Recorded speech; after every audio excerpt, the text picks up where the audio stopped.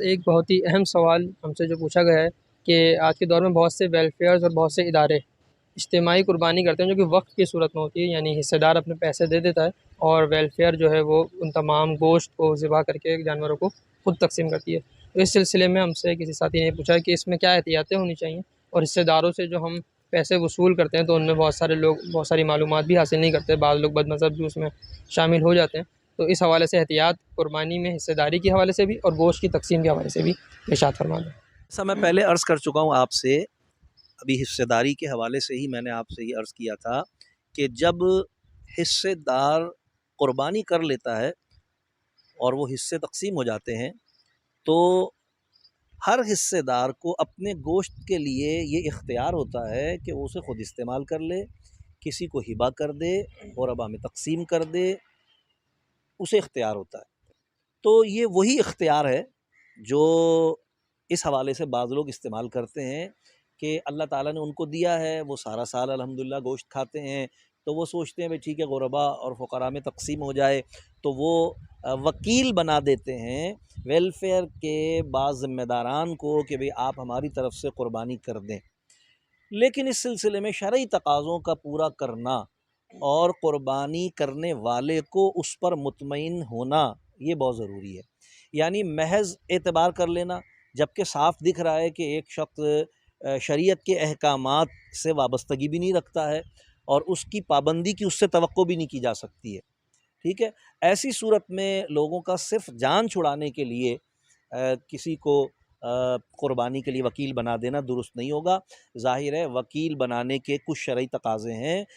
وکالت اسی کو دی جائے گی کہ جس کے بارے میں یہ اطمینان ہو کہ وہ آپ کے اس فرض و واجب کی بالکل شرعی حدود میں رہ کر ادائیگی کو ممکن بنا سکے گا۔ لہٰذا بعض لوگ جیسا کہ ہم نے دیکھا ہے کہ وہ عیدی کو اور چھیپا کو اور فلاں کو کسی مخصوص وجہ سے میں کسی کا نام نہیں لے رہا، ایک عمومی بات کر رہا ہوں میں کہ کسی کو کر دیتے ہیں اور اس میں وہ اس چیز کی احتیاط نہیں کرتے کہ یا اس چیز کا اطمینان نہیں کرتے کہ آیا واقعتاً جو وعدے کیے گئے ہیں، جو باتیں معاملات کیے گئے ہیں وہ شرعی تقاضوں کے مطابق ہو بھی گئی ہیں پوری یا نہیں۔ تو اس کا بہترین طریقہ جو ہے وہ یہ ہے کہ قربانی کا جانور آپ خود خرید لیں، ذبح اس کو خود کروا دیں، پھر گوشت بے شک آپ ان کو دے دیں اور ان سے کہیں بھی آپ اسے غربا میں تقسیم کر دیں۔ جس طرح آپ دیکھتے ہیں کہ ہم قربانی کرنے کے بعد کسی دینی مدرسے کو یا کسی فلاحی ادارے کو کہتے ہیں کہ بھئی آپ یہ قربانی کی کھال آ کر لے جائیے، وہ لے جاتا ہے ہم سے۔ تو اسی طرح آپ یہ کر سکتے ہیں کہ خود، تاکہ آپ شرعی تقاضے کے مطابق جانور خریدیں بھی، شرعی تقاضے کے مطابق اس کو ذبح بھی کروائیں، شرعی تقاضے کے مطابق قربانی کے نام، دعا اور دیگر معاملات کا بھی آپ کو اطمینان ہو، اس کے بعد آپ وہ گوشت ان کو ہبہ کر دیں۔ اور یا دوسری صورت یہ ہے کہ پھر آپ وہاں موجود ہوں، کیونکہ حدیث مبارکہ میں اس بات کو بھی بیان کیا گیا ہے کہ جب قربانی کی جائے تو اپنی قربانی کے پاس موجود رہو، باقاعدہ حدیث شریف میں اس کا ذکر ہے۔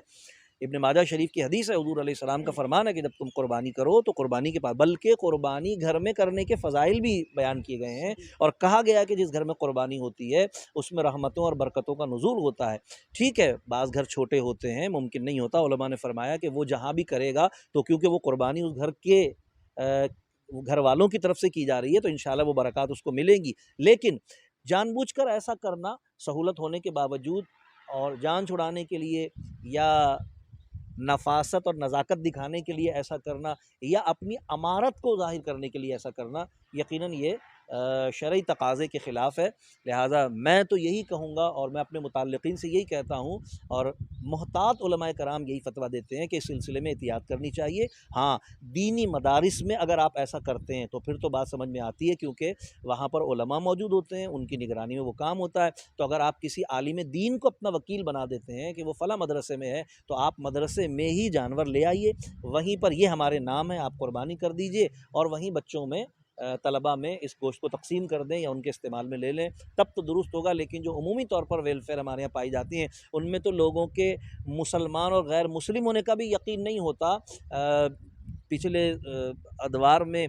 جس طرح کے نظریات عبدالستار عیدی صاحب کی طرف سے دنیا کے سامنے آئے ہیں، اس سے یہ بات ہمیں واضح طور پر نظر آتی ہے کہ داڑھی ٹوپی ہونے کے باوجود بھی کوئی شخص اتنا بے دین ہو سکتا ہے۔ تو بہت ساری ایسی چیزیں ماضی میں آ چکی ہیں سامنے، تو اس میں احتیاط کرنا ضروری، جبکہ آپ کے ایک شرعی واجب کی ادائیگی اس کے ساتھ مشروط ہے، اس میں بہت زیادہ احتیاط کی ضرورت ہے۔ جس طرح زکوٰۃ میں کسی کو وکیل بنانے میں احتیاط کی ضرورت ہے، اسی طرح قربانی میں بھی کسی کو وکیل بنانے میں احتیاط کی ضرورت ہے۔ اللہ پاک عمل کی توفیق عطا فرمائے۔